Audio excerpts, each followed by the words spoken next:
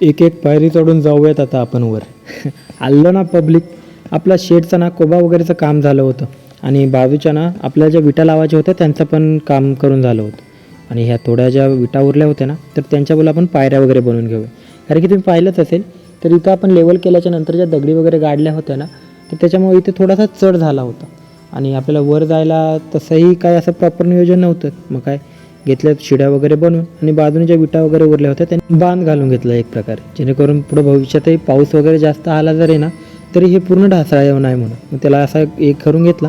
आता याच्यामध्ये आपण जरा भर घालूयात मातीचा वगैरे, ते नंतर घालूयात. मग आणि खालून एक भिंत घालायची होती आपल्याला, तर त्याच्यासाठी विटा नव्हत्या पण आपल्याकडे भरपूर कौलं होती. मग त्या कौलांच्या साह्यानेच ना ही आपण एक भिंत घालून घेतली. कारागीर आपले मस्त असले ना की कामं आपली प्रॉपर होतात. हे पहा आता एकदम मस्तपैकी ना आपलं शेड एकदम असं रेशीम शेड दिसते आणि पुढं आपला पूर्ण रेशीमचा बाग प्रॉपर जसं सांगितलं जातं ना त्या हिशोबाने आपलं झालेलं आहे एक प्रकारे. म्हणजे मी इमॅजिन पण नव्हतं केलं की एवढं चांगलं होईल, पण खूप छान झालं आहे. ॲक्च्युली मी फोटो वगैरेमध्ये जसं पाहिलं होतं ना तर ॲक्च्युली त्याच प्रकारे झालेलं आहे. हे पहा आपलं शेड, आतमधला कोबा वगैरे. आता ह्या शेडची प्रॉपर माहिती एक मी सेपरेट व्हिडिओमध्ये देईल. आता सध्या फक्त तुम्ही व्ह्यू पहा.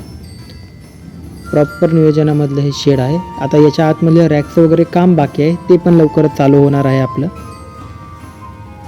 आणि ह्यानंतर आता हा सगळा खेळ ज्या गोष्टीवर आहे त्याच्यावर थोडासा फोकस करायचा आहे, तो म्हणजे तुतीचा पाला.